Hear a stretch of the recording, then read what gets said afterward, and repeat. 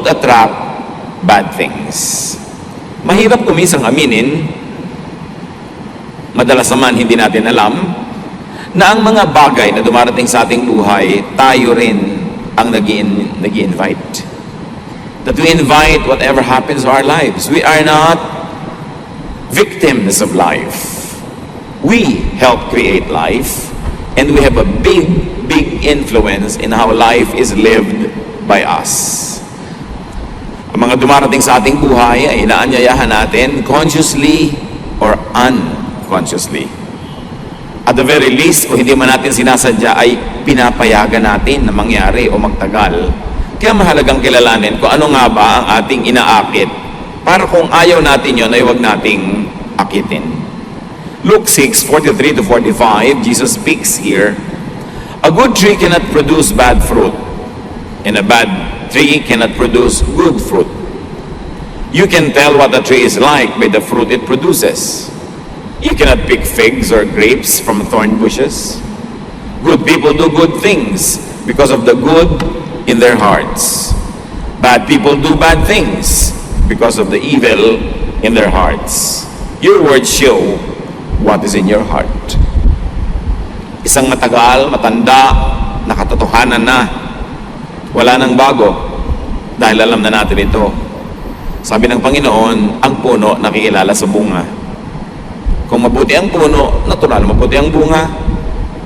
At kung masama ang puno, masama ang bunga. Huwag kayong padaya sa itsura ng sanga, itsura ng dahon, sa bunga, nagkakakilanlan. So ano ang bunga ng buhay natin? Ano ang bunga ng ating mga pagsisikap? Kung mabuti ang pagsisikap, dapat mabuti ang bunga. Ano ang bunga ng ating mga pag-aaral, ng ating mga ginagawa? Mabuti ba o hindi pa mabuti? Ayaw ba natin o hindi natin gusto ang ganong mga bagay? Some people attract problems. Mga problema, mga suliranin. Nagtataka pa sila kung bakit lagi silang may problema at pabalik-balik yung mga problema nila. Kaya mahalagang maintindihan natin that we attract even our problems. Some people bring trouble to themselves, to others, to God. Even when we keep on asking God to do what is against God's will. 2 Samuel 11:3-4. Samuel happened to see her, and he sent one of his servants to find out who she was. Or David happened to see her. The servant came back and told David, "Her name is Bathsheba. She is the daughter of Eliam, and she is the wife of Uriah the Hittite." David sent some messengers to bring her to his palace. She came to him, and he slept with her. A short episode in the life of David that tells us how somebody else's wife ended up in his bed. Nakita niya ang babaeng ito naliligo sa kanyang bubungan at ipinakuha ng hari dahil yung asawa sundalo na nasa duty out of town. So ang daming problemang ibinigay ito sa buhay nilang dalawa. And who invited the problem into their lives? Sila rin. Si David, ang dami naging problema dahil una, inimbita niya itong babaeng ito sa kanyang bahay na hindi naman niya asawa. Ito naman babaeng ito nagka-problema dahil maliligo lang, yung pasakitan ng iba, sa bubungan pa. Hari tuloy ang nagpakuha sa kanya, ano magagawa niya? Malay naman natin kung gusto rin nga niya. Pero nagkaroon sila ng problema, walang umimbento nun, sila din. Marami sa mga problema natin, ganon. Kung hindi man tayo ang diretsyo umimbento ng problema, yung problema ay inimbento ng somebody close to us na siyempre madadamay tayo. Some people attract betrayal. Si Samson, ang laki-laking tao, ang lakas-lakas na tao, napagtaksila ni Delilah.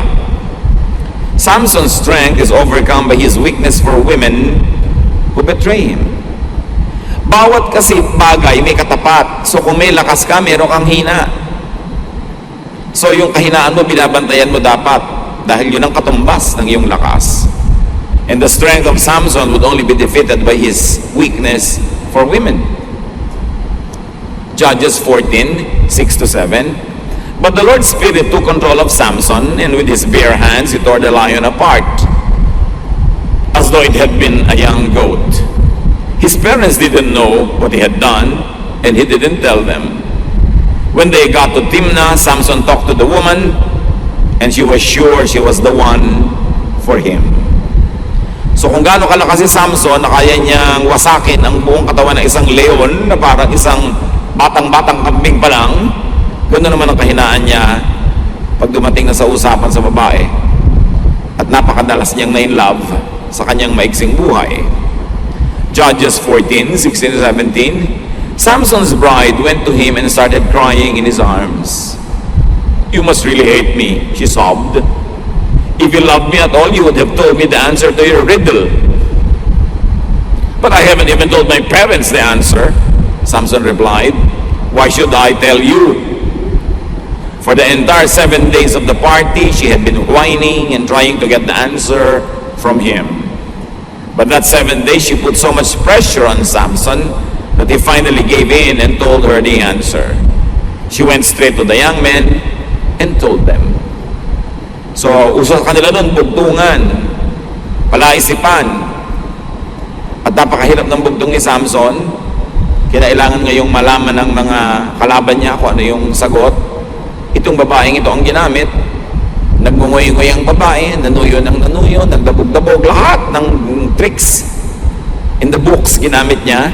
And finally, on the 7th day, nakuha niya rin yung sagot. Si Samson na hindi kinakatakutan yung leon, nauto ng babaeng ito. Gullibility attracts betrayal. Premature and wrongly founded trusting attracts betrayal. Marami po nagtatanong sa akin sa Facebook, bakit kaya lagi na lamang po ako naloloko ng mga lalaki? Nagpapaloko ka, pamangkin. Yun lang yun. Walang ibang sagot. Huwag mong sisihin ang lola mo, huwag mong sisihin yung mga lalaki. Siyempre, lahat ng kayang lokohin yan, lolokohin. Nasa iyo na kung papaloko ka. Huwag ka magtaka. Pag paulit-ulit ang problema, ikaw ang gumagawa nun. Masakit aminin, pero habang hindi yan hinaharap at inaamin, hindi mo malulutas ang problema mo. Magpapaulit-ulit. Bakit po kaya lagi na lang kaming nalulugi sa negosyo? Kahit anong simula namin, nalulugi. Look at your techniques, look at your ways. Mapagtiwala kayo sa mga umuutang na hindi magbabayad, mapagtiwala kayo sa mga empleyado magnanakaw. In other words, hindi pa dapat magtiwala, nagtitiwala ka na. Nadadaya ka tuloy. Some people attract loss. Kahit anong gawin nila, lugi ang ending. Lagi silang nawawalan, natatalo, nadadaya. Some people attract misfortune or failure.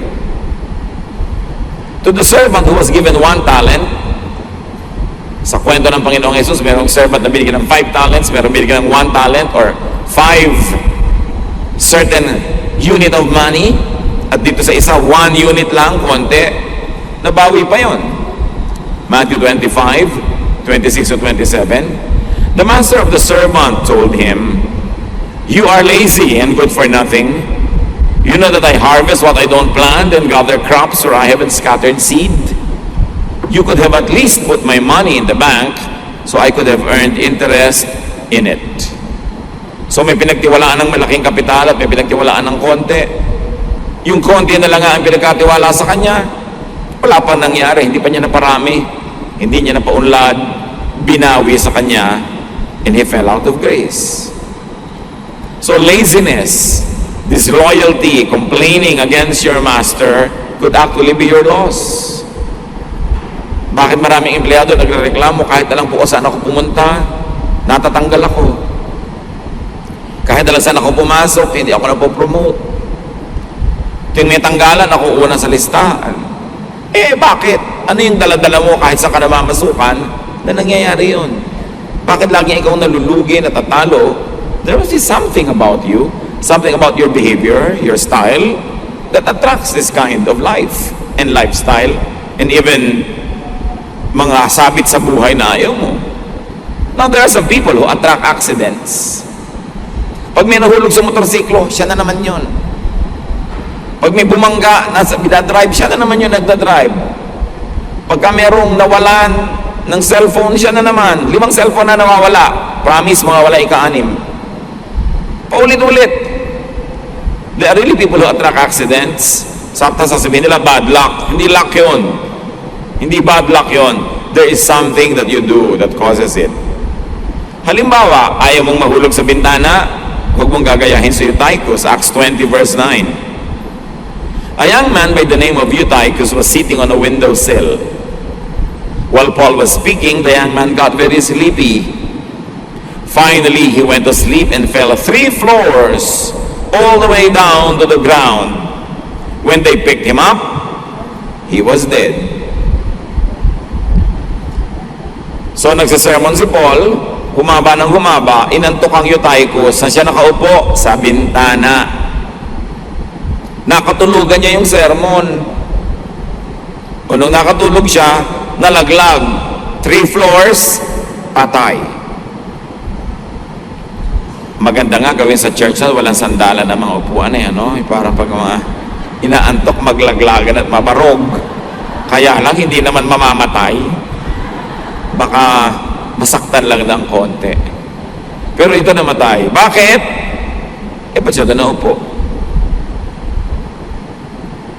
Yung mga umuupo sa death seat, nakasakay kayo sa bus, front seat kayo, katabi ng driver, pag nagkaroon ng banggaan, kayo siguradong mapipipi. Because a driver will automatically save himself, whether he likes it or not, whether he thinks of it or not. Iiwas yung sarili niya sa banggaan, ililiko niya yung sasakyan para iiwas ang sarili niya. Automatic yon, impulse. Sino mapipipi, edi yung katabi niya. Yun ang mapapalagay doon. Kaya madalas yung nakaupo sa front seat, kahit sa kotse, pag nagkakaroon ng aksidente, yun ang malalaang tama. Bihirang-bihira naman kasi yung sa gilid ka tinamaan o sa likod. May mga lugar talaga, mga kapatid sa mundo, na pag doon ka lumagay, malapit ka sa disgrasya. Bibili ka ng lote, nandun sa tinutumbok ng kalsadang papalusong.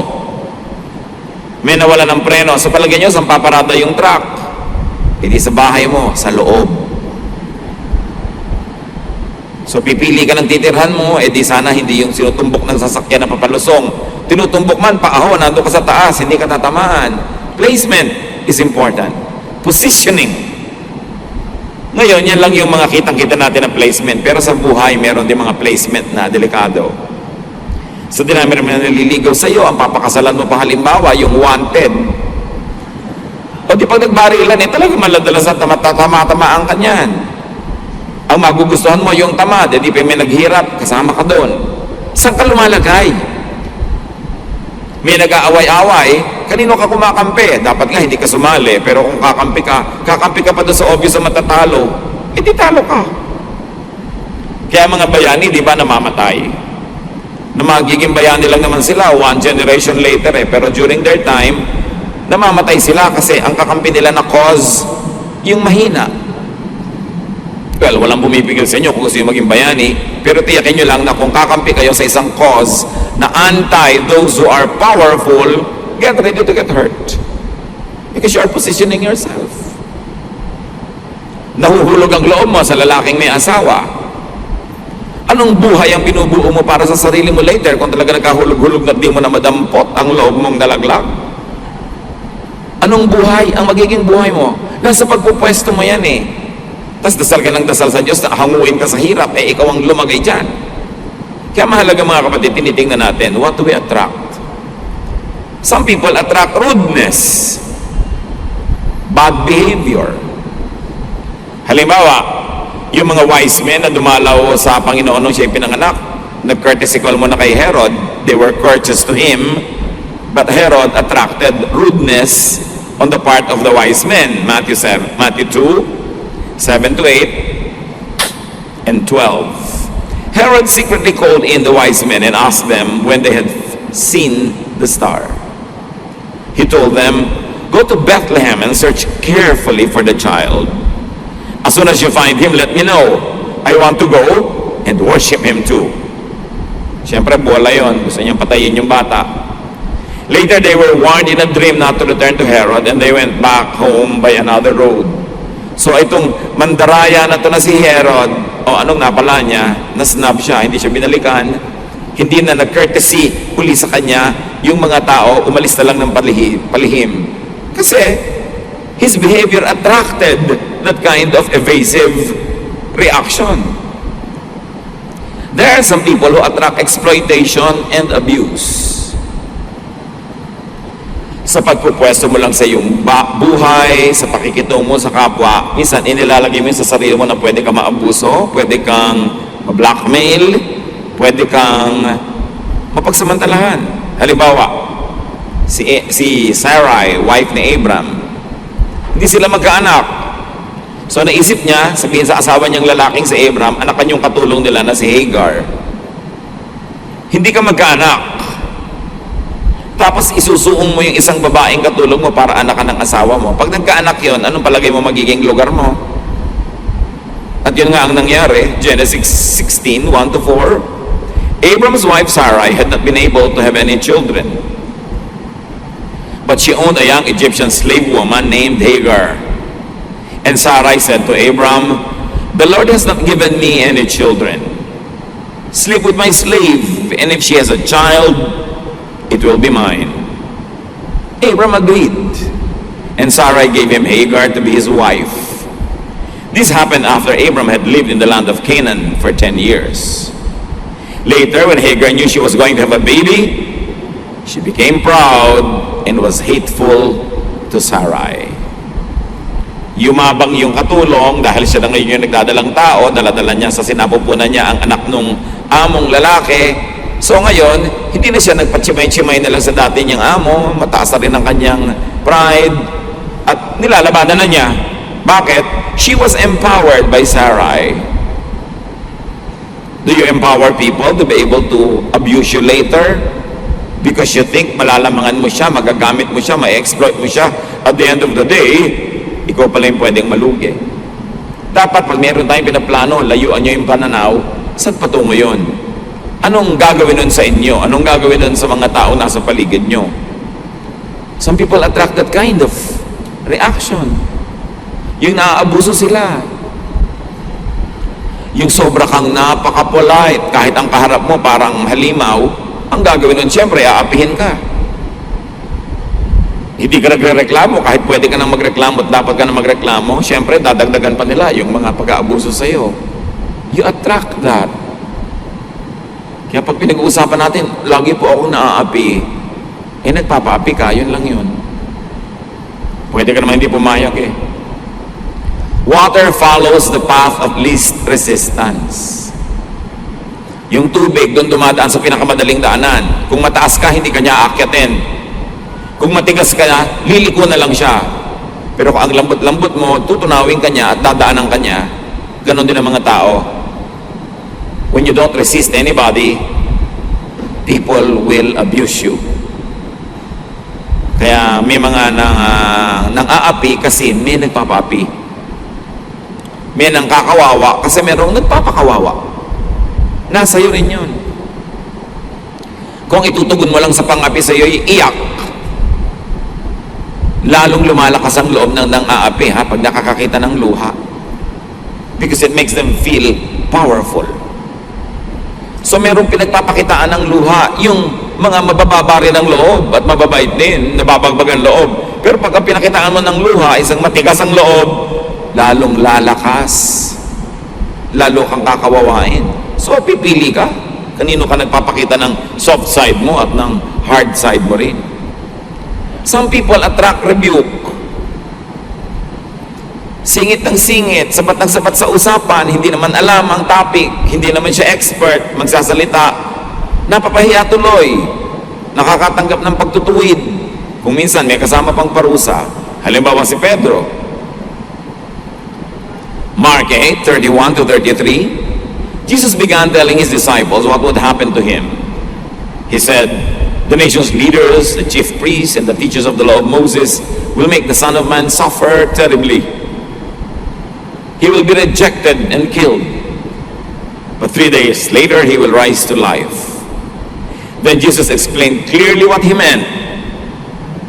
Peter took Jesus aside and told him to stop talking like that. But when Jesus turned and saw the disciples, he corrected Peter. He said to him, "Satan, get away from me. You are thinking like everyone else and not like God."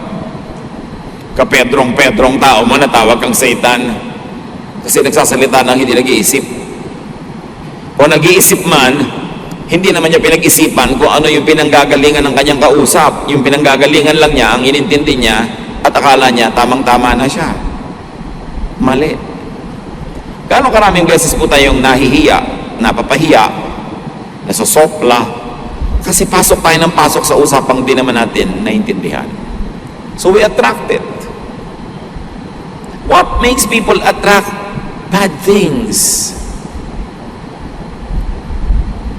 Tulad sa mga nakita natin mga halimbawa, it is possible that we attract negative and bad things because of self-promotion.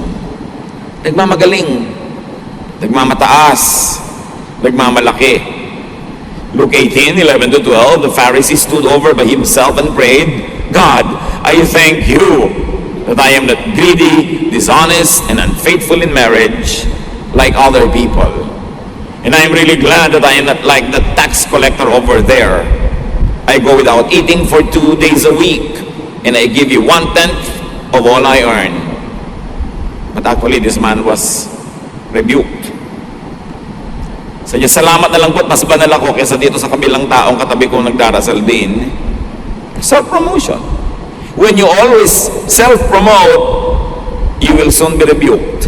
You will soon be corrected. You will be cut down to pieces. Mas mabuti na ikaw ay nagpapakumbaba at itinataas ka sa dapat mong kalagyan kaysa nagmamataas ka at ibinababa ka dahil hindi ka bagay doon sa lugar na pinipilit mong puntahan. Pupunta ka sa isang handaan, uupo ka agad sa presidential table, tapos tatawagin ka ng usher, ililipat ka sa likod, sa malayo, yung pala doon ka dapat. Kung talagang bagay ka naman sa presidential table, kahit maupo ka sa labas, hihilahin ka pa nila papasok para mapalagay ka sa presidential table. Hindi mo dapat ina-appoint yung sarili mo, hayaan mo sila. Kung ayaw mong mag-attract ng negative attention, para hindi ka na tatama, para hindi ka iwasan.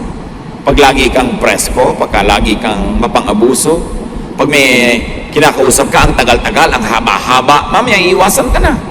Tapos magtataka ka, ba't kayo iniiwasan? Alam nga namang attractive ka, tapos iwasan ka. Siyempre, meron tayong repulsive behavior. What makes people very attractive to gullibility, to such things? Because of their gullibility. Trusting too much too soon. Mabuti nagtitiwala, pero degrees, levels, antas-antas ng pagtitiwala depende sa naipapakita noong gusto natin pagtiwalaan na worthiness niya para pagtiwalaan. Katulad ni Samson, yung ba namang lihim niya na Diyos ang nagbigay, binisto-bisto niya kay Delilah. Yung babaeng pinag-usapan natin kanina, hindi si Delilah. Si Delilah was the next woman that was able to trick Samson. Alam natin na si Samson ay binigyan ng Diyos ng misyon, magiging bayani siya ng kanyang lahi para lumaban sa mga kapitbahay nila na sila isinakop. At kung ano man yun, ang lakas niya nasa kanyang mahabang buhok, hindi siya dapat magpagupit ng buhok. He was a Nazirite.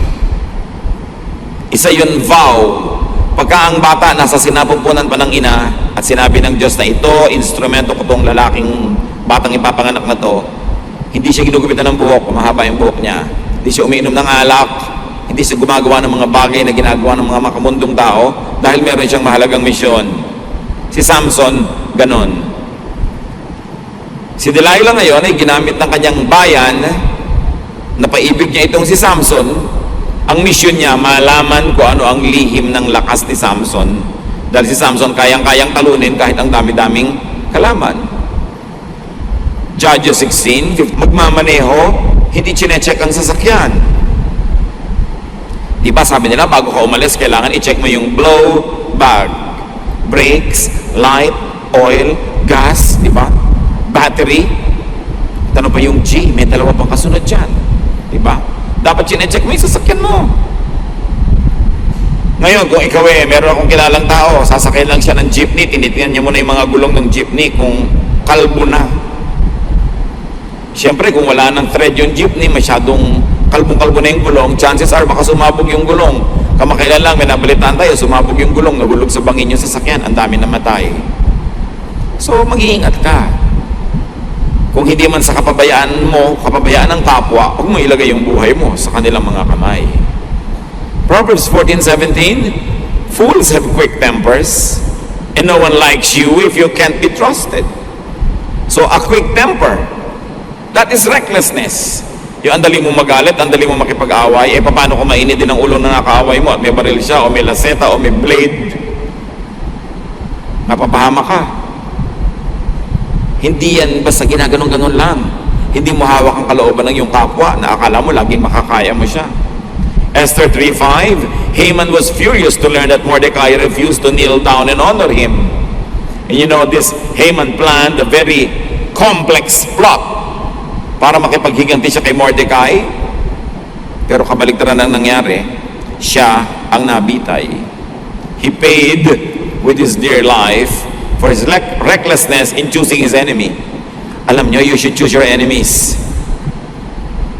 Una, dapat wala kang enemy. Pero let's say na hindi mo kaya yon at may enemy ka, don't choose an enemy that you cannot defeat.